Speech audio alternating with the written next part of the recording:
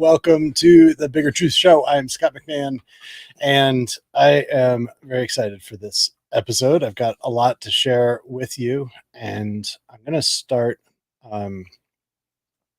get right into it here with this. Actually, start with this. Serious injuries reported after a Donald Trump rally in Tucson. Multiple people who were at that rally last week, they've now reported severe eye pain since that event. News 4 Tucson spoke to 6 people, and they're the ones who sat right behind Donald Trump on stage. And all of them say they experienced eye irritation, and some even sought medical attention. So tonight. Okay, so this happened last week at an event, and in Tucson, and they were, as you could see there, I think. So there were 2 sections of the audience, one to the kind of stage left and one stage right behind where President Trump was speaking. And this group that he's shaking hands with right here is the group that apparently several of them ended up in the hospital, and it appears to be some sort of a chemical agent that that affected them, and it affected their eyes and their skin, and it appears to be symptoms of a chemical agent. And so on X, there's a lot of claims that this is a third potential assassination attempt. It's interesting, and thankfully, President Trump did not experience any symptoms. So I don't know if this happened well before this happened. Trump was right there with them, or after, or while Trump was on the stage, and he was just far enough. The people on the other side of the stage, on stage right, did not experience any symptoms, as far as we know. And I heard a rumor that, well, the rumor I think was that something. Scott Kesterton was there, of X-22 or Bards of War. I think that this might be him right there, kind of on the right. I'm not sure. But there was, I was told that he claimed that there was something released at his feet. So I don't know if that's true or not. And welcome to correct or add to it in the comments. I would appreciate that. What's up? What's up, Diesel D's? Thanks for being here. I appreciate it. So thank you all for joining. And Pat, looks like you're saying hi. Thank you. So yeah, I'm not sure what happened. But the interesting thing is that this was it was a Latinos for Trump group. I think that there were other people there, because Scott Kesterton, I don't think, has anything to do with Latinos for Trump. And I have nothing at all, no problem at all with Latinos for Trump or Latinos. Yo sí hablo español desde hace 20 años. I spent about 20 years ago, I spent a semester in Bolivia and a summer in Ecuador, and I speak some Spanish. So I love Latinos, but the Latinos for Trump organization is it's very close to Flynn. So here is a picture, and I'll make this a little bit bigger. This is kind of the leadership of Latinos, much of the leadership, from what I understand, of Latinos for Trump. This young woman on the left here is the director of Latinos for Trump, and I am blanking on her name. I apologize. But you might recognize the person right next to her, who is very close to her, and that is Mike Flynn Jr. So we got, and there are other pictures of the two of them together. I don't know if there's a thing there, but there certainly is some closeness there. So, and the Latinos for Trump, Bianca Gracia was the director of it, and she has been very active within the Texas GOP, and she would be on the side of what I consider to be the disruptors within the Texas GOP. So it's just, they've got some history, and I've heard some people say that maybe they had something to do with it. I wouldn't go that far. I have no evidence to suggest that that's true. However, it is somewhat convenient given the just the narratives around Trump's these attempted assassinations. It's whatever it is, it's terrifying. Whoever did it, this is very scary. This should not be happening. And I think that every American should want Trump to be safe. Just like, we want a real election. Let the best man or woman win, and let it be fair. And it would be nice if we could actually hear both of their actual thoughts, but the mainstream media and the left and the is it Jeanette Marie Nunez? I think so. I'm not sure. Let me here. I have a message here. I can find it. She goes by Defender of the Republic on X, and I'm not sure. I think that might be her name, but she is the current. She is currently in charge of the Latinos for Trump. So it ties in also, as you're going to see in a minute, with attacks on Mike Johnson. Now, this is a really big issue, and I've had questions about it, so I'm gonna talk about Mike Johnson. This is a story that was just published yesterday in Notice, which I was unfamiliar with, but it's pretty good reporting. They quote several of the members of the House from the Freedom Caucus and some others that are close to Mike Johnson. There are a lot of attacks on Mike Johnson, and there have been for the last 6 months or so. And it really started, I think it was back in March, April. There was a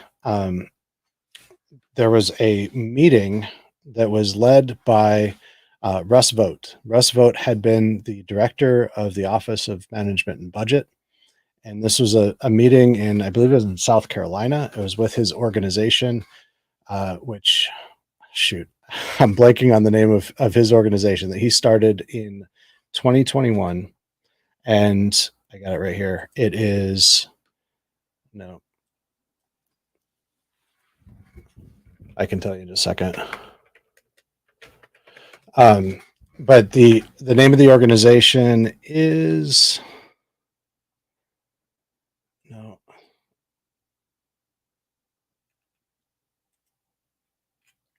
I'm sure you already know it. The Center for Renewing America. So there was the Center for Renewing America is his organization.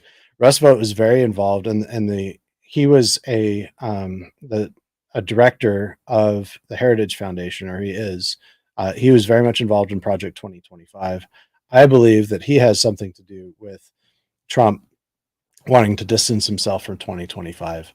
He's kind of the ideological, political, not spiritual, but just kind of the ideological priest of sorts. He's a leader of the Freedom Caucus in the House, and he is. There's more to come on Russ Vought. I'll leave it at that. But he led this kind of a conference that featured Steve Bannon, Marjorie Taylor Greene, Matt Gaetz, and several others. And immediately after that conference, there was a weekend conference starting on the Sunday or Monday. All of those people started doing a coordinated attack on Mike Johnson, and they were really trying to take him out. And at that time, they were very close. Steve Bannon he spent almost 2 weeks going off on Mike Johnson every single day. This was before he went to prison. And one day he even went so far as to say, "I don't care if it makes Hakeem Jeffries the speaker. We've got to get rid of Mike Johnson." Now, that would have been if Hakeem Jeffries were the speaker. We've seen this from Jamie Raskin.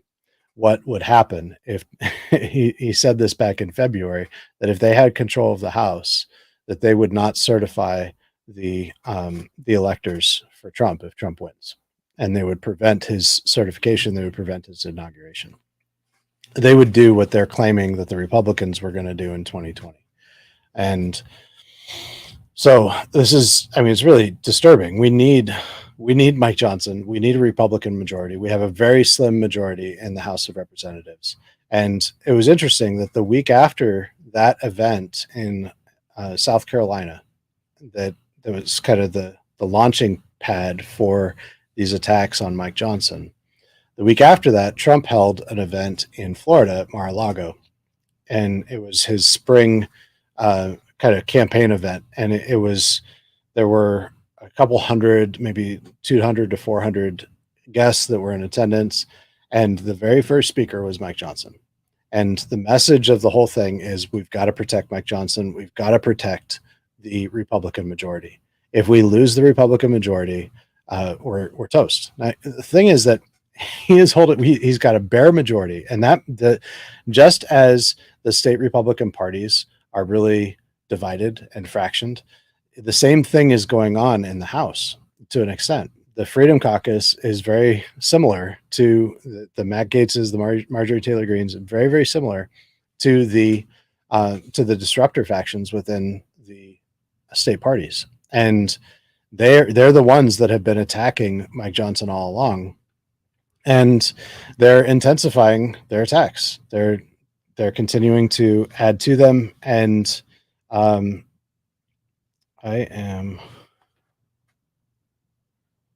think that this is it right here. I'm going to share this video. This is something that the kind of the newest Flynn thing, but they're talking about, and this is a really good psyop. I shared this on X the other day. It's a really good psyop from Flynn. I got to give him credit, because it really makes him look like he supports Trump, because he's talking about that. What they're saying is that they want Trump to be the Speaker of the House, and it's the only way that he can be protected. I'm going to let Ivan say this. This Trump speakership thing in the interim in the 76 days. Now you've got my attention. You're telling me it came very close to him being the Speaker when McCarthy left already. So quantify and explain this to people. Go ahead. Yeah, so back the first time when we were discussing the Speaker Trump play, and Matt Gaetz actually nominated him back in the first go, I was talking to an individual. I don't want to disclose the name of the individual within the campaign, high level, and they were communicating with President Trump the actual play of him becoming the Speaker of the House. Initially, they didn't quite understand the power and the influence, but we got to a point where after, I think, the 15th vote, I kind of explained exactly how that would look like for a temporary speakership, and they presented it to him, and he was literally teetering, I'm being told, on whether or not to accept the speakership. And I think that needs to be readdressed in light of, we now know that there's an inside risk, because right now the security bubble that is providing security for candidate Trump is the security detail that's directed by his political enemy, right? DHS Mayorkas, who's the guy letting in 10, 15 million illegals. So the only way outside of the campaign expending all of its resources to protect Donald Trump that I see legally, constitutionally, is for somebody like a Bob Good, or even the new House Freedom Caucus chairman, Andy Harris, to go ahead and file a motion to vacate good old Speaker Johnson, and then hold a vote nominating candidate Trump to be the Speaker of the House through January 3rd of next year, when the new House comes in. And the reason being is that it protects him and his security detail, because he gets to appoint a person that he trusts as the House Sergeant at Arms. And then, okay. So what he's saying is that I've been saying that Trump needs to become the Speaker of the House. We need to get rid of Mike Johnson, make Trump the Speaker of the House. Never mind, of course, that Trump is running a campaign and doing speaking events pretty much every single day, and talking to the media and working his tail off tirelessly on his campaign. So as if he's going to have any time to navigate this. And even furthermore, the worst thing possible for Trump, it would actually absolutely destroy Trump's campaign and his presidential chances if he were the Speaker of the House and they failed to get a budget deal passed, and they end up in a shutdown. And that's what's looming at the end of September. I think it's the end of September. There could be a shutdown if they don't come to an agreement on at least a budget extension, a temporary budget extension, which, no matter what, is going to be really bad it's going to hurt the Republicans way more. And the reason why it's going to hurt the Republicans is because the media is just going to go all in that this is the Republicans' fault. And that's kind of what this story here that right here is about, is in notice. And it is a good story. I'll link to it in the show notes. The story is really about all of the pressure on Mike Johnson. Now, there are rhinos in the House of Representatives for sure. And some of those rhinos, or maybe others too, maybe moderates, who knows? I mean, all it would take is a couple Republicans saying, okay, I'm out, I quit. And all of a sudden the Democrats have a majority and Hakeem Jeffries is going to be the speaker. Mike Johnson has one job right now, and that is to remain the speaker. He needs to remain the speaker through January. He needs to remain the speaker through January. What happens after that happens after that. But we've got to focus on electing President Trump and back into the office. We've got to focus on that, and we've got to focus on getting out the votes. And hopefully Johnson, and I'll be praying, and I invite you to pray also, that Johnson is able to get a budget deal of some sort of an extension to get something at least past the election, so that we don't have headlines consuming, blaming Republicans for no deal happening with the budget and a shutdown happening. Because a shutdown would just be a major distraction. Trump would lose votes over that. And it's just a bad idea. Now, what Ivan was talking about here is he's saying that Trump needs to be the speaker. This is the only way it's going to save his life. He said this on X. This is the only way to save Trump's life, is to become the Speaker of the House so that he can appoint Sergeant of Arms. And the Sergeant at Arms that he wants appointed is Eric Prince. Eric Prince is Betsy DeVos's brother.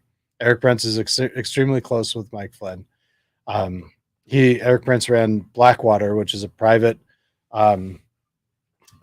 military contractor that the military hires to do the things that the military doesn't want to do, because it would either violate the law or bring shame upon the military. And there are the 1AP that I've talked about quite a bit, First Amendment Praetorian. It was Flynn's private security militia. Many of those people within 1AP had worked for Eric Prince's Blackwater, which is pretty interesting. And we're going to talk more about that as we go here. So that's the situation. I think, there's a lot of anger towards Mike Johnson, and he has had he's stepped into an impossible situation. I don't think that there's a single person within the House that could have brought success in that position, because we just don't have a strong enough majority to we can't have any defectors, and he's holding it together. It's a house of cards, and I'm sure that there are people who have threatened to him that if he goes the wrong way, that they're just going to quit. And so he cannot have that. This is a much worse and more desperate situation than any of the media on the right indicates. And so this is the story behind the story that I'm sharing, I think, right now, that I don't see talked about enough, is that his position is very, very tenuous. And right now he needs our support. He's made all kinds of mistakes. That doesn't mean we say,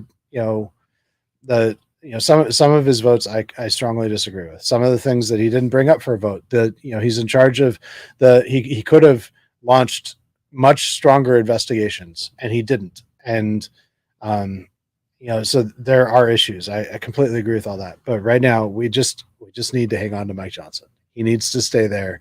We need that for Trump. Trump needs that. It's very clear that Trump supports Mike Johnson and does not want to shake up in the leadership there, because any shakeup in the leadership there is almost certain to result in Hakeem Jeffries, not somebody else, not Trump, not somebody else, becoming the speaker. And it's going to be interesting come January. Hopefully we have a stronger, this is one of the reasons to vote for whoever your Republican candidate is in your congressional district, even if you don't like them. Because if we can have a stronger Republican majority, then maybe the people that you like in the House will have more influence, and we can afford to have a few defectors and still get the job done. So we need a majority in the House. We need a majority in the Senate so that we can support Trump's policies and clear out the deep state, which is the biggest issue. If I'm a single issue voter, it's clearing out the deep state. I guess the second one would be getting good constitutional judicial appointments. So that's that. So this right here, this is Brian Ferentz. I'm not sure how he pronounces it. I don't really care that much, to be honest. He is the most despicable person that I have encountered in any state Republican Party. He is in LD3 in Arizona. And we're going to talk about LD3 for a minute, because just on Tuesday, they had a meeting where Brian Ferentz got up and said that he's basically running, he's kind of the shadow operator now behind LD3. The first person there's somebody that reached out to me on X before I covered Arizona at all, when I just covered Michigan at that point. This is back in February.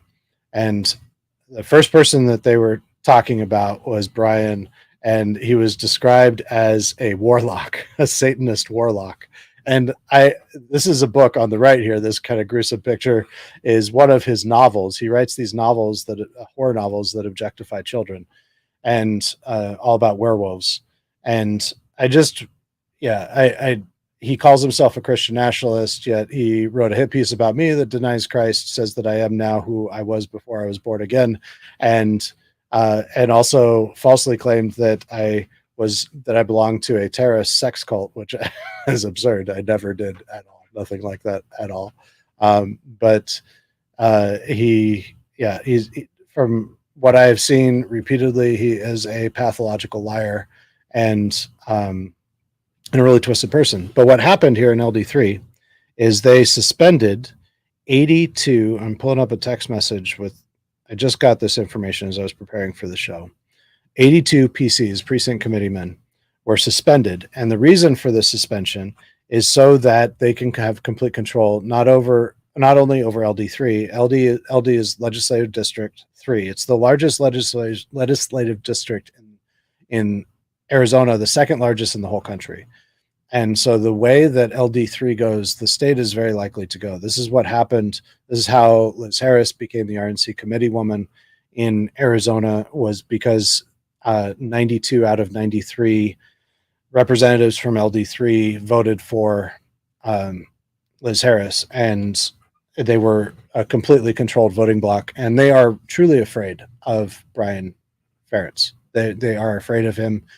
He is completely ruthless and vicious. He has an email list that he got from Shelby Bush of all of the PCs in the state, and he frequently sends out, just really slanderous and defamatory hit pieces on people.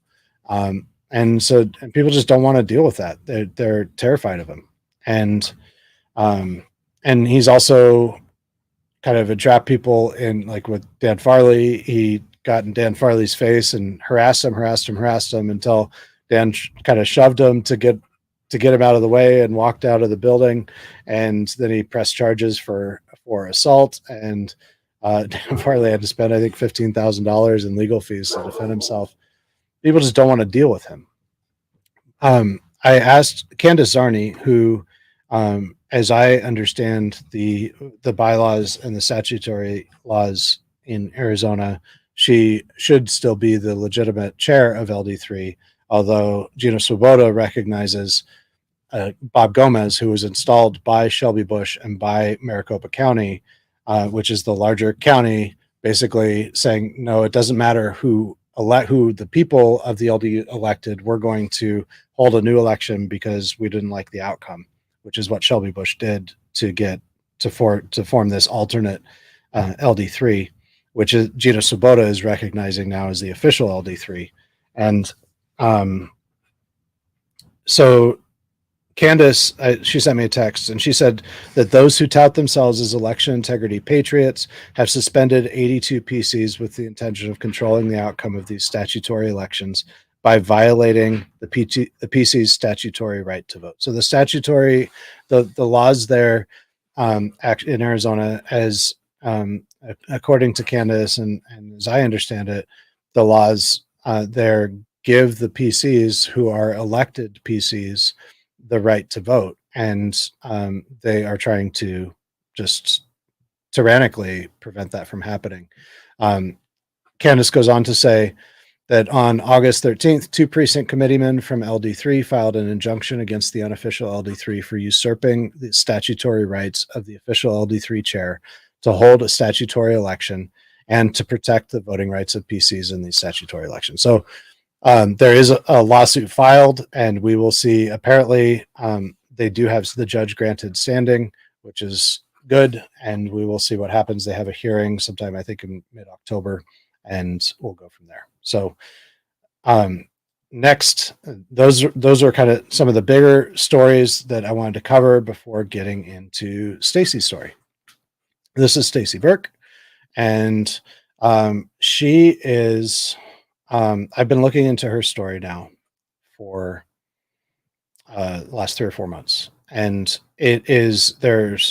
I tend to not like raw stories reporting, but Jordan Green there did a series of reports on Staci's story that I think is mostly accurate. I also don't think that it's anywhere near complete. And there's a story that was written by Doug Clark in ProPublica that I believe is wildly inaccurate, and it's called The Big Lie, and it talks about much of the report is accurate, but when it comes to Staci's story, I think it's completely wrong. But what I want to talk about, I want to start to just tell her story as I understand it, and her story it's actually shaped a lot about how I see what is happening in this country. It's shaped a lot about how I see General Flynn and his whole network, and specifically his activities after the 2020 election. And so to summarize, I believe that after the 2020 election, that General Flynn had and Patrick Byrne, Roger Stone, and they were all together. Lynn Wood was working with them at that point. He no longer is. Sidney Powell was very close with this. And they had a plan from before the election that they executed very well after the election. And they didn't get everything they wanted, but they created enough chaos and they got us to look under the wrong rocks. They were creating false evidence, knowingly false evidence, and including that in Sidney Powell's lawsuits in various states. That they really were behind. They were behind the fabrication of this evidence in order to deceive us and in order to deceive President Trump. And President Trump was deceived. I mean, he put out tweets saying that, for example, that 2 to 3% of votes were flipped by Dominion. I don't think he believes that any longer. And he cited OAN, which OAN has Jack Posobiec, Christina Bobb, Michelle Malkin. These people are all really close with Flynn. Jack Posobiec and Christina Bobb both have military intelligence backgrounds. Christina Bobb was a JAG in Afghanistan with Flynn and McChrystal. And there's more to that story too. So they were trying to get Trump to, and where this was really driving, and Staci was, it's mind-blowing, but Staci was a part of their plan, I believe, from as early as 2019.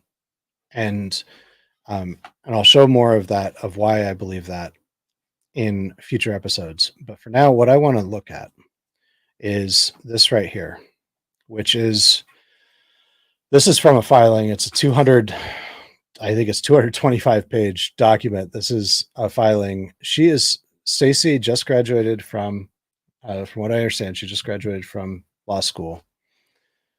She's not an attorney.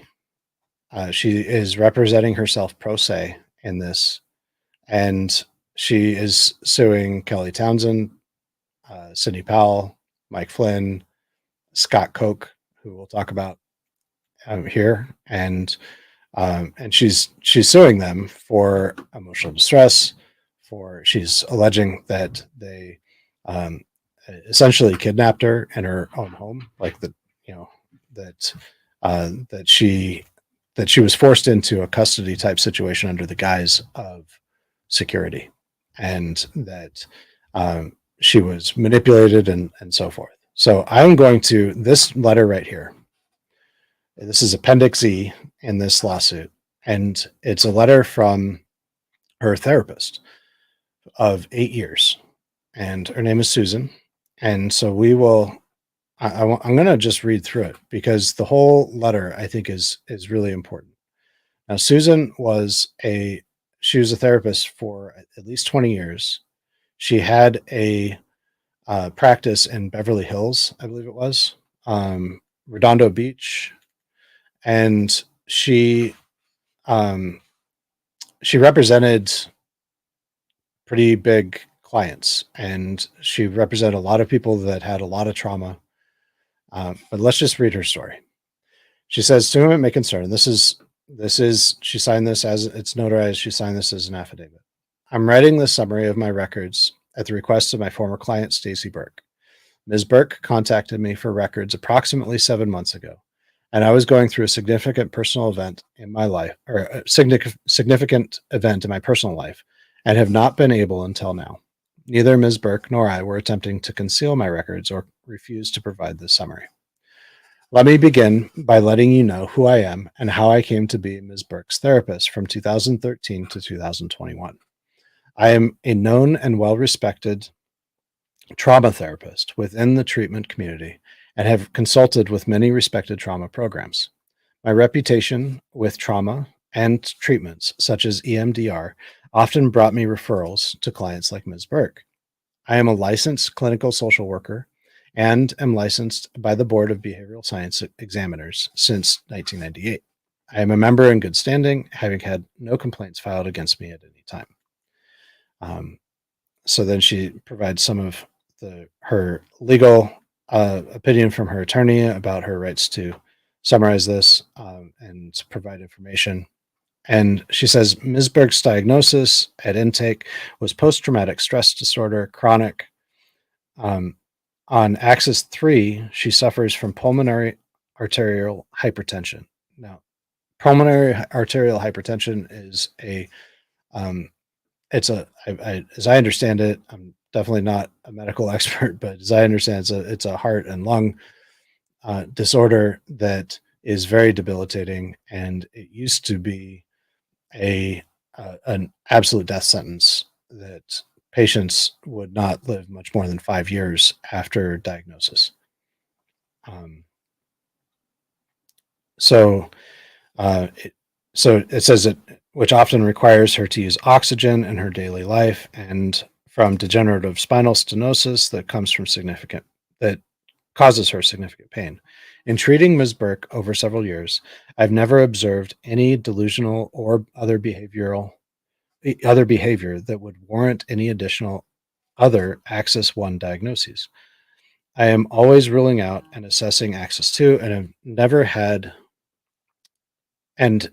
she met any of the diagnosis criteria for Axis 2 diagnoses. Ms. Burk began treatment. She was referred by a colleague for outpatient care.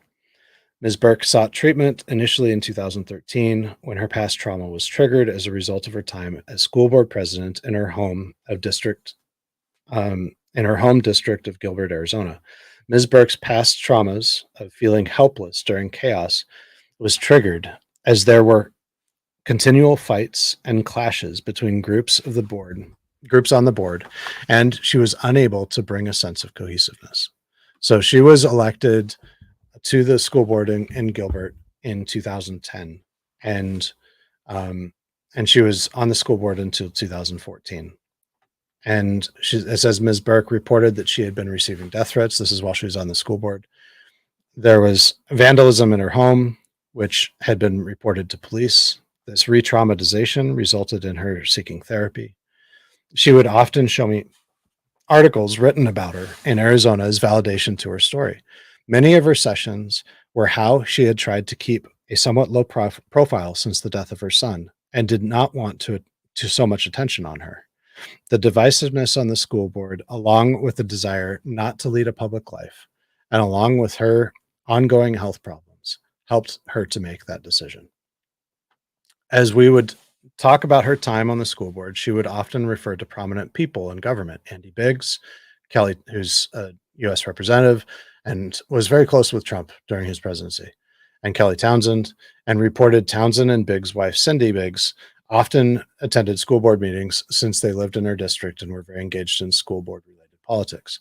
During sessions, Ms. Burk would share emails or read texts within session and discuss struggles and pressures she felt at times when they sought for her to vote in certain ways. So, there was a lot of pressure from being on the school board. She sought help, and that kind of brought up a lot of issues, just emotional and psychological issues that she had from the death of her son. As she began to feel more empowered with therapy, she returned home to Gilbert and resigned her term on the school board. She returned to California in 2015 and we resumed therapy. As a result of the improvement in her overall functioning, she returned to pass required exams and returned to graduate school. From 2013 until 21, with a couple of breaks, we saw one another on average from 2 to 3 times per week. Okay. So, throughout treatment, and this paragraph is really important, throughout treatment, Ms. Burk has been a reliable reporter of events in her life that has been validated over time. That has realized over the years as I came to know more and more about her life. Her accounts of events have always been consistent, which is very difficult for anyone who is prone to lying and exaggeration to do. I have worked with far too many malingers, which is somebody who exaggerates or lies about the past. When I worked in workers' comp, to not diagnose malingering or delusion. While much of the early statements came directly from Ms. Burk herself, I have had a chance over the years to talk with many of her doctors, family members, and friends, and of course with Ms. Burk's consent. In the years of treating her, I have not known her to engage in paranoia or exaggeration. And this is important because a lot of the media has accused her of being delusional, of lying, of making stuff up, of exaggerating, of paranoia, of being a conspiracy theorist. She has been really slandered by the media. And I think that my guess is that is in coordination with the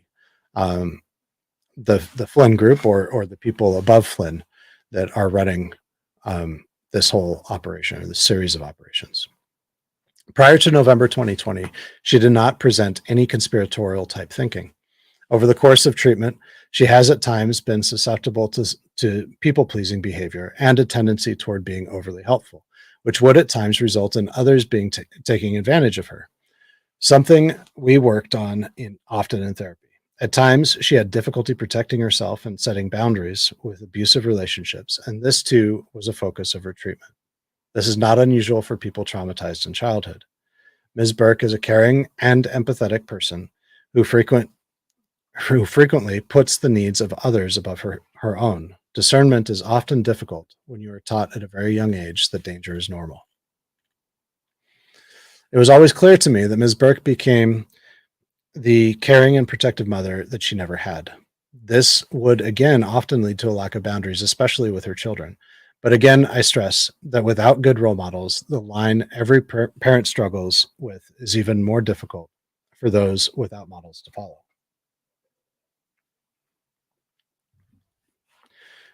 She has maintained friendships over decades, and those friendships remain solid and ongoing. I'm going to skip ahead just a little bit. Okay, just the next paragraph. As reported by my client, Ms. Townsend at one point told Ms. Burk that she would be running for governor and offered Ms. Burk a job when she finished school, although Ms. Burk was weighing out the options as there was a strong side of her that did not want to be involved with politics after experience on the school board. Beginning in March 2020, due to the pandemic, I saw Ms. Burk solely via Zoom or telephone sessions. During our sessions, we discussed how the pandemic had changed things, and she had a lot of anxiety because of the disease, because of her disease that she had, and she was afraid of getting COVID because she was told that it could be fatal for her. In the summer of 2020, Ms. Burk reported that Ms. Townsend told her that she believed COVID was part of a conspiracy to prevent Trump's reelection. Townsend advised Ms. Burk to stock up on supplies, which was not unexpected or out of the ordinary given the state of the country overall. During the summer of 2020, therapy sessions were focused largely on anxieties surrounding COVID. And On skip ahead a little more, September 21st, 2020, Ms. Burk reported that she was being admitted to the hospital with pneumonia. So she got pneumonia. She did recover.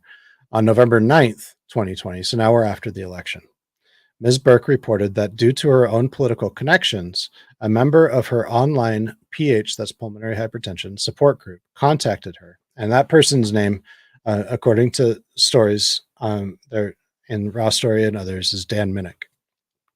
And we'll talk more about him in the future. So this person contacted her with a story about his friend, and it says relative, who reportedly worked at an airport mail processing facility, or FedEx. She states that he reported that this person was trying to get someone to investigate her facility as soon as possible for suspicious ballots, and knew from prior news reporting and social media that she was politically connected. He claimed that they could not reach anyone with authority, like at the FBI, and asked for her help, hoping that with her, this is the story, that with her political connections, that she would be able to get this up the chain of command to President Trump or something. And so she offered to help. And when she tried to contact the FBI and they wouldn't contact her. So she went to her friend, Mrs. Townsend. So then she told Kelly Townsend about the situation in Seattle where there were containers full of ballots coming through well after the election, allegedly. And and again, Staci's not leaving her home here. She's just in home. She's really disabled. She's homebound. And this is all, stuff that's coming to her. Now, this Dan Minnick, very interestingly, appears to have had a relationship with Tim Ballard. And if you know anything about Tim Ballard, then you know that that's a rather suspicious thing. He is somebody who is close to Flynn also. And there's more. There's a lot more. So during her session on November 11th, 2020, Ms. Burk reported that she told Ms. Townsend what she learned. Also, around that time, she stated that while she was studying with a classmate at her house, two strange men came to her door, and she was alerted by her security system. They did not knock, but lingered outside for a few minutes, and then her security system went offline. She also reported finding a new device was added to her system. So this is not something that most people could do, obviously, but there was a device somehow added to her security system that disabled her security system. She contacted both the security camera company and subsequently filed a report with them and with the police. On November 13th, so this is now 4 days after she was contacted by Dan Minnick, during our video session, so she was having a session with Susan, between Susan and Staci, a counseling session. Ms. Burk reported seeing someone in the desert who was behind her home hiding in the bushes. She was visibly upset and showed me via camera. I saw the person dart from behind the bush and ran away. I told her I was concerned for her safety, knowing she had a protected address. So she had a protected address because she had been in a heavily abusive relationship and with her ex-husband, who had apparently murdered their child. And that was the cause of death of her child. And ever since then, she had a protected address. So I told her that I was concerned for her safety, so knowing she had a protective address, but we were also unsure who the person might be. I recommended she contact the police and file another report. She had chosen that house deliberately and had a protected address for safety.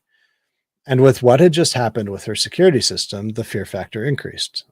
On November 15th, 2020, so 2 days later, Ms. Burk reported that she had been introduced to several associates of Ms. Townsend about the election fraud.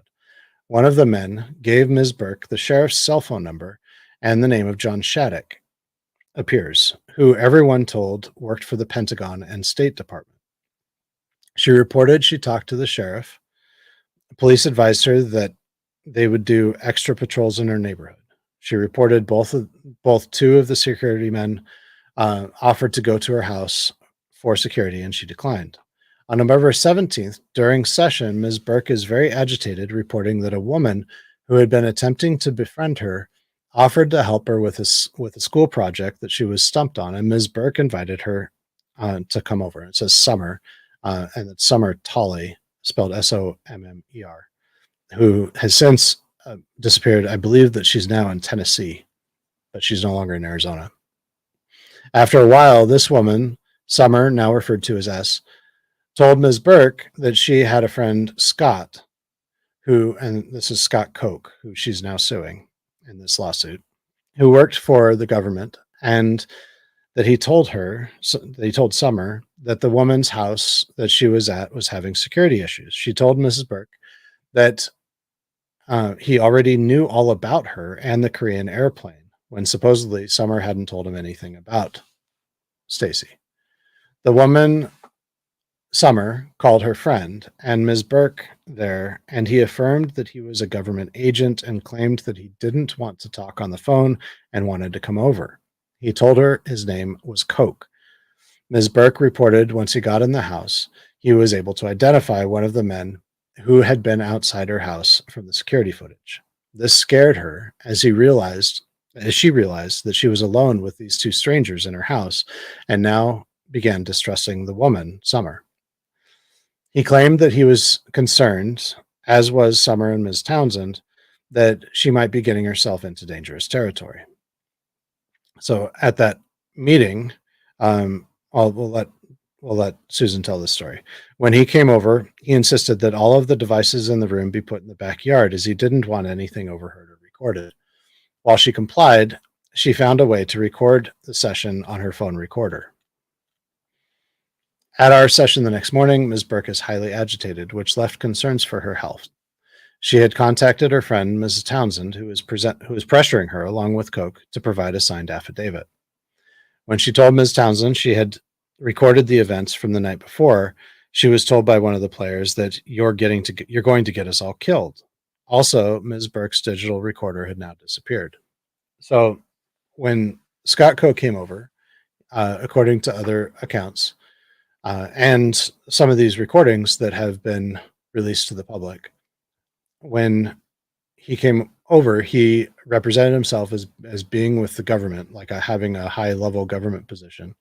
He claimed that the guys who unloaded the Korean Air plane, which was this plane full of ballots that had supposedly come in to Sky Harbor Airport in Phoenix, that the guys that unloaded that plane were his guys.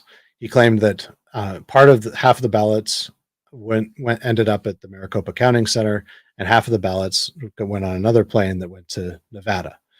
And he also claimed that he was related to the Koch brothers, who had connections through, they're very well connected politically. And he has the same last name, Koch, Koch, as the Koch brothers. He claimed to be relatives of theirs. And so he really presented himself as being very knowledgeable. She recorded much of this. And then Kelly Townsend's trying to get her to sign an affidavit about what she heard. In the session, Susan writes, Ms. Burk was having difficulty breathing, so I waited while she went and took her blood pressure medication, concerned that if it didn't come down, she would need medical attention. After a while, her blood pressure came down. She then reported that there were people from both the local and National Department of Justice that were offering her witness protection if she would cooperate, repeating what Koch told her into an affidavit for a FISA warrant. Ms. Burk tells me that Townsend told her she saw Koch at the election center in an area he wasn't allowed to be in while they were counting ballots. Ms. Burk was becoming more frightened, and I was very concerned not only for her physical health, but also for her safety. However, with all these government officials and the police and sheriff involved, it became unclear who to call. It was highly unusual and out of character for Ms. Burk. In the years that I have known her and her family, that she would allow any strangers to her home, and she had been extremely cautious about anyone knowing her address, even seeking a court order to secure her address to be protected for safety. Ms. Burk insisted that she wanted that and said that she wanted to know more about Koch before signing anything. By then, we were both very confused as why she needs witness protection and who is trying to hurt her.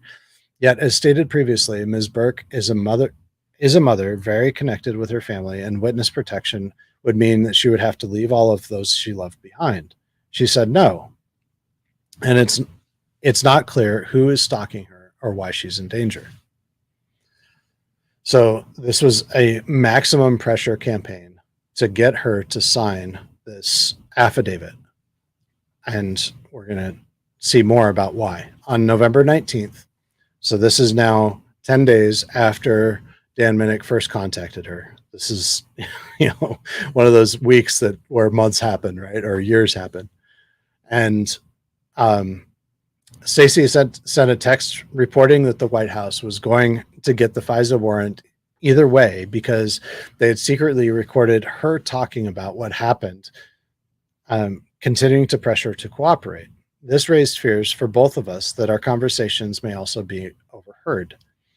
We then switched to texting on Signal as I did not want anything that we talked about to be overheard. On November 20th, Staci reported that after the last session, she began to look up Koch online and found a profile showing that he worked for a local security company. I'm now made aware that his last name is spelled Koch, K-O-C-H. She sent it to Shattuck, and he offers to come by. Ms. Burk continues to refuse to sign any affidavit and continues to fear for her safety, as do I. She decides to have a male friend she had known for years come over and spend the night. So an additional thing that I've seen is that on November 20th, that was the date of the deadline for certification. And they were trying to, it mentions this FISA warrant. They were trying to get a FISA warrant and there's a recording with Shelby Bush and Steve Robinson and others that she has where they're saying that they're telling Staci that they need her to sign this affidavit so that they can get a FISA warrant to raid the Maricopa County Election Center and find the fraud in Maricopa. And now to speculate on how they would have used this, it's pretty clear that in mid-December, Mike Flynn, Patrick Byrne, and Sidney Powell somehow got into the West Wing of the White House, and they were trying to persuade Trump to sign the Insurrection Act.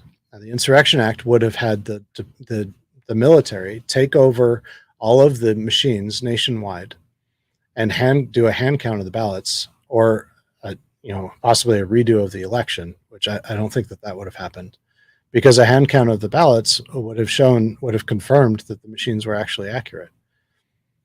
And it would have destroyed Trump's political career. It would have destroyed MAGA. It would have been the end of the conservative populist movement, at least as it was. And it would have really solidified the Democrats' political hold on power and the deep state's political hold on power. And it seems to be that was really what Flynn's driving focus was. And when that didn't happen, then his brother, Charlie Flynn, then on January 6th, leading up to January 6th, was largely responsible, according to multiple congressional whistleblowers' testimonies, that General Charles Flynn, Mike Flynn's brother, was largely responsible for denying Trump's request for 10,000 National Guardsmen on January 6th. Now, had there been 10,000 National Guardsmen on January 6th, none of the crazy would have happened that day. They would have prevented all that. And at the same time, there's plenty of video evidence showing people in Flynn's orbit working really hard on podcasts and all kinds of things to incite people to anger. And I'm going to go into more of those podcasts and show more of that stuff in the future.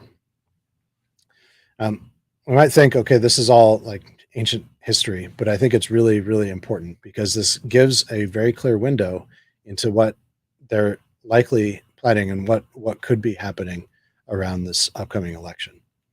And this is something that I think we really need to be thinking about and looking at. So I'll continue. On November 22nd, Staci reported that she decided to transfer some of her files that she'd recorded onto storage drives. Her friends in Arizona, a couple that she knew, had a friend who knew how to do this. So the day before, he went with her to purchase the right drives and went back with her to her house to help her. During that time, she was alerted and saw on her video camera a man with a hoodie and backpack in her backyard. She reported that this man who helped with the files, Daryl, stayed with her. And this is a friend of hers from the school board that she trusted, stayed with her while she called 911. She reported that she was very distraught. Mr. Shattuck and Ms. Townsend sent a security team, which was supposedly a Koch's boss, Sean Wilson. Sean Wilson is friends with Craig Sawyer, who I'll be talking about probably next week, who is also friends with Tim Ballard. So she reported that she had not slept that much the night before, and around midnight, Wilson called the police again, stating that the man had returned with his team there. Ms. Burk remains very anxious and scared. She reported the police deferred to Kelly Townsend and John Shattuck. The police felt that the client was safe, meaning Staci was safe with them there, and left Ms. Burk with them. Over the next several weeks, Ms. Burk attended sessions via video or phone with the security team present. So this is really how a security team came into being. This security team is 1AP. This is the First Amendment Praetorian, which was Flynn's, a militia that worked very close with Flynn, and they were also a licensed government contractor. And so it says that during this period, Ms. Burk had several men at a time in her home as a security detail, with the men rotating new guys every few days. Ms. Burk was becoming more frightened, yet these men, Shattuck, Yoda, Brandon, and others, are all taking turns at her house. So as I understand it, in Arizona, if somebody stays in your home for more than 3 days and they do anything that could cause you to press charges for domestic abuse, then they are considered a domestic partner if they've been there for more than 3 days. And so they were cycling people through every less than 3 days. So people weren't there for more than 3 days at a time. And these men were always there, apparently. So, and this is really, I wonder if this isn't in retaliation for Staci refusing to sign the affidavit. She never signed it. She didn't give them what they needed. Stephen Richer, who I talked about briefly on episode 1, Stephen Richer, the county recorder, at that point he was newly elected. I don't think he was yet officially the county recorder, but his wife was an attorney at the prosecutor's office or the county attorney's office, one of the two at that time. And apparently they said that she was that she was ready to, with this FISA warrant, she was working on this FISA warrant. So they had an attorney who was Stephen Richard's wife working on this FISA warrant, and they were all gung ho, according to this recording that the transcript has been. She posted it on X. I think that's where I saw it. They were all gung ho to raid the election center and catch the fraud. And the thing is that they likely would have found fraud because they would have caught them unprepared. And unlike the Arizona audit that happened, they deleted they wiped the servers right before the audit. That wouldn't have happened. They were still counting ballots then in November. And so had they done this before certification, they were counting ballots right up until certification. And so they likely would have found, if not something that was court admissible, something that would have been enough to justify possibly persuading Trump to sign that the Insurrection Act. And it would have been catastrophic. And the left would have been justified in calling that a coup had that happened. And it truly would have been a constitutional crisis. It would have caused a lot of suffering, confusion, and chaos.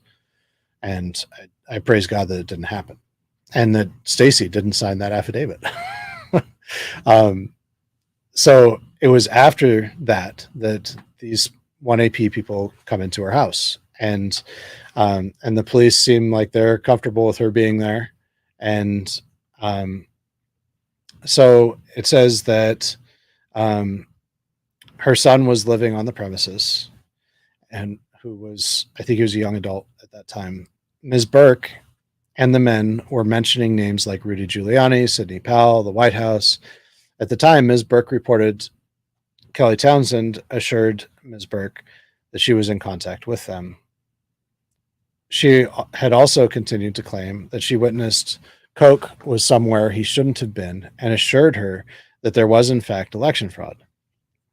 Ms. Burke reported that Townsend and the men were confident that her phone was likely being listened to, and insisted she start using an encrypted app for calls. This also means our conversations might be being heard. We turned to texting on Signal for more safety. I was concerned, and my client was feeling it too. So at this point, we're seeing that Susan is actually, as the therapist, is concerned for her own safety as well. If the calls are being listened to, what could she have heard that could cause more problems? I mean, she's got people in her house that are saying that that are armed, that are saying that they're in constant communication with Rudy Giuliani, Sidney Powell, the most powerful people in the country, and the White House, and all kinds of other people, and the whole thing had to have felt just unbelievably surreal. And this is somebody who hadn't really left her house much at all because of her health, lived in a protected address, never let anyone over to her house. And all of a sudden she's got all these armed men, and all this is happening all around her. At Christmas, Ms. Burke wished to go to dinner at a restaurant known to her family for years with her children. Her security detail did not want her to go, claiming danger. However, Staci, having had her movements restricted for several weeks, went, but the detail came along. So the guys finally relented. They let her go, but they had to go too. I wonder if she had to buy their dinner also. For several weeks, they're trying to get her to Washington to a meeting, presumably at the White House. This too is reflected in her notes. She was refusing consistently until early January, when she felt things were getting out of hand and wanted to clear it up for herself. But at that time, the security at her house said that no, something was going to happen, and they didn't think they could protect her. So this is again before January 6th. They say something's going to happen, these 1AP guys. And then she said, we all watched it happen. What happened on January 6th, 2021. By then, I'm very frightened for her. My client is feeling it too. Twice in coming weeks, she escapes them. So she actually runs away from her own house to get away from these guys. She only returns home the first time as her daughter, who is only 21, was sleeping at her house, and some of the protection detail woke her up and frightened her, telling her that her mother was in danger and they couldn't protect her. After hearing her daughter's voice on the phone and knowing that they were with Jenica, that's her daughter, Ms. Burke immediately returned home. Ms. Burke was experiencing active, severe traumatization by what was occurring in her home, and I was not sure how to respond since there were government authorities involved. So she was in a custody situation, and the police was involved. Who could she call? You can't call the local police. We're fine with it. The local sheriff was fine with it. Like the FBI, they were unresponsive. Who could she call? She couldn't. There was nobody that she could call for help. My attempts to get any supervision on this in California was impossible. So what she means by supervision, apparently, is she wanted counseling herself, and she wasn't able to get it because as soon as they heard the theme of what I was talking about, supervisors, meaning other counselors, shut down and couldn't separate from their own feelings of the election situation with the psychotherapy. So, meaning that they were leftists, their TDS was too strong for them to be able to listen and help her and listen objectively. They just thought it was all just a bunch of lies and whatever. They believed they were too brainwashed by their media to be able to help her. And she says, I knew I was out of my depth here. Now I will tell you all how all of this affected me. This is Susan talking. As a therapist working in trauma for 20 years, I have never had a situation cause me vicarious traumatization. It was COVID. I was a new widow. I'm alone. I just had surgery to fix a broken ankle, and I didn't know how to help my client. No one was there to support me. Further, based on what the men from her security detail told us about her phone being monitored, I'm worried that whoever is monitoring my client's phones could also be monitoring me. I became concerned for my family, my children and grandchild. This resulted in serious heart palpitations and visits to a cardiologist. Just writing this summary is bringing this all back up for me. I could feel it. I had to stop seeing my client to help her as I was suffering from this. Further, I have since retired. I wish to add one more thing that has come to my attention. Since I had stopped seeing Ms. Burk, she went down to Sierra Tucson in Arizona that had a trauma-tracked program to get help. So what she said there is she retired. She basically told Staci that she couldn't see her anymore. And she essentially, that led to her closing her practice over the trauma that she, as the counselor, experienced as she was trying to support Staci. And this is very real. And I have had people in Arizona who work in the media tell me that they believe that Staci is a liar, a manipulator, a fraud, and this really disproves this. This is a therapist for 20 plus years at the top of her game. I understand, like, she had a podcast. She was widely respected and looked to as an expert. She'd written books about counseling for trauma, and this situation became too much for her. And she witnessed a lot of this even on the Zoom calls as it was while it was happening. And I think it's very irresponsible of people in the media to to just take a side without even thinking and considering what actually happened here. This is an important little detail that she added at the end. She says that, so Staci, after she could no longer see Susan, she went to this place called Sierra Tucson. And she says here, it's a very highly respected program and one to which I have sent many patients over the years and had mentioned to Ms. Burk when I could no longer treat her. However, in reading her discharge, it became clear that they had difficulty believing her story and had delusional disorder as a rule-out diagnosis. They also didn't understand why she felt that at the end of treatment there that she didn't get what she wanted and needed. So they didn't believe her story. This was, I don't know. I can't even imagine being in Staci's position there. Her, with the trauma that she'd experienced and her therapist no longer being able to help her. And she goes to a new therapist that's supposed to be a really good one in Tucson, or Sierra Tucson. I assume it's in Tucson. And they say, no, you're delusional. You're making it up. And obviously that would make it worse. And then they didn't understand why their treatment wasn't helping her. It's unbelievable. I don't know if that's something that she could sue them for, but it's unbelievable. While this story of what happened may sound implausible to many, it's also what made it difficult for me to get proper supervision. Had I been informed by Ms. Burk that she was having this level of difficulty of being believed at Sierra Tucson, I would have been happy to contact them on her behalf to validate, as I was the constant witness, and that she is not making any of this up. I would never, have never, and still would never diagnose Ms. Burke with a delusional disorder. And in this lawsuit, I would imagine that that is a really key fact. And that I would imagine that Flynn is trying to hone in on that delusional disorder diagnosis or possibility, whatever it is that Sierra Tucson put on there. But it sounds like Staci didn't want to contact. She felt probably bad about. I can imagine that she felt bad about Susan and the harm that it caused Susan in her life, and she didn't want to bother Susan apparently. And so Susan said, she didn't even know that had happened at Sierra Tucson.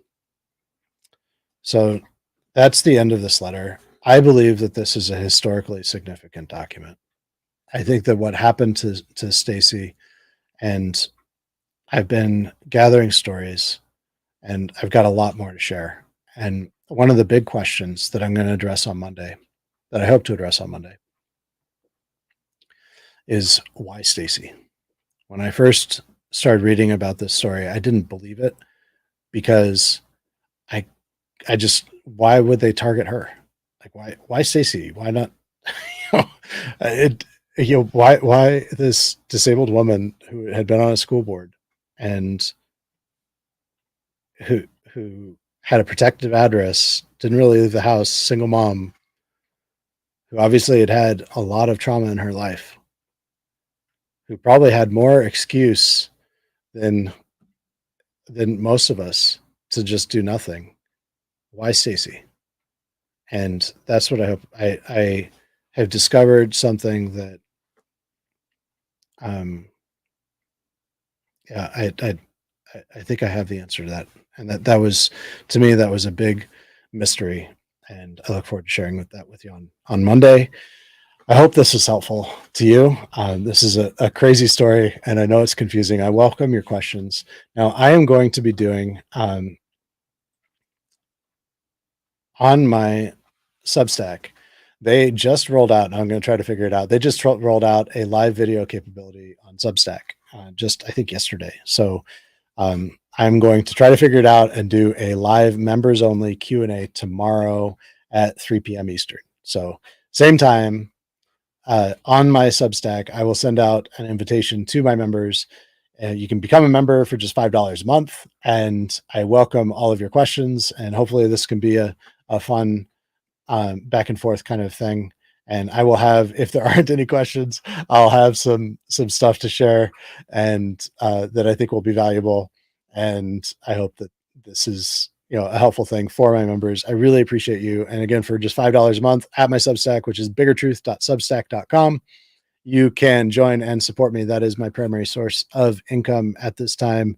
And as I'm doing this full time, and I don't have any deep state backers like the Flynn team really likes to project, because they do have them. They think that I do too, but I don't. I'm just doing this because I think it's important, and because I don't see anybody else doing it. And if I don't do it, then who is? So I hope that this is helpful to you. It's been helpful to me learning this story, and I hope it makes sense. This is a really crazy story, and I will summarize it just briefly. What I just read through is that there was this person, Dan Minnick, and I'll look more into his story probably on Monday or in the future. That I'll share more of his story with you. But Dan Minnick, who apparently had a friendship with Tim Ballard and someone else, a surprise person who you have definitely heard of, that will shock you. That he contacted her on Staci on November 9th, got her into this whole story about what was happening in Seattle with ballots apparently being shipped through a mail center after the election had occurred. Whether that happened or not, not sure, but she ended up becoming kind of a conduit for that. She then somehow got roped into this whole Korean Air plane full of ballots thing that she didn't actually witness. There were 10 people who were there at the airport after the plane was supposedly unloaded. The plane was empty at that point. And I'll go into some of those characters because there's some very interesting cartoon characters there who were there. And but somehow she got roped into this through Scott Koch, and she is now suing Scott Koch for his role in this, and Mike Flynn, and Sidney Powell, and Kelly Townsend, and others. There were, I believe, as I've looked at this, over 50 people involved in this story that were running an operation to try to deceive her, trying to coerce her into signing an affidavit saying that there was a plane full of ballots, something that she didn't actually witness, so that they could have the justification to do a FISA warrant raid on the Maricopa County Election Center to cause Trump to sign the Insurrection Act, which would have destroyed his political career and ended MAGA. And it didn't happen because she just wouldn't say yes. And then they ended up putting her into a custody situation, ran all kinds of crazy psyops on her. There's a lot more that happened in all of that. She's got, from what I can tell, hundreds at least of recordings, many of which have been published, and I'll be sharing some of those. And it sounds like an unbelievable story, but it fits in with the bigger narrative of what Flynn has been doing since he left the DIA in 2014, and where in 2014 through 15, he was establishing strong ties with Putin, kind of putting the stain of Putin and affiliation with Russia and Putin onto him so that he could then dirty Trump with it through as Crossfire Razor and Crossfire Hurricane. Flynn really derailed Trump's presidency when he talked to Russian Ambassador Kislyak, lied to Pence about it, did not tell Trump about it, lied to the FBI about it. All of that very deliberately. He knew what he was doing. He knew he was violating the chain of command. He'd been in the military for 30 years. He knew he was violating chain of command. He knew that he had to talk to Trump about it. He knew he had to be honest with Pence about it. And he knew he had to be honest with the FBI about it. And he didn't do any of those things. And so many people think, oh, well, Flynn's just a good guy. He's a patriot. He's putting on a good act. He's a military intelligence person. He's engaged in psychological warfare against Trump and against all of us. And every movement that he gleams onto, that he injects himself into, he ends up controlling the narrative. He ends up defaming, just like we talked about with Mellissa Carone yesterday. He defames the people who are actually telling the truth. He helps to make up false stories and narratives that steer it in a direction.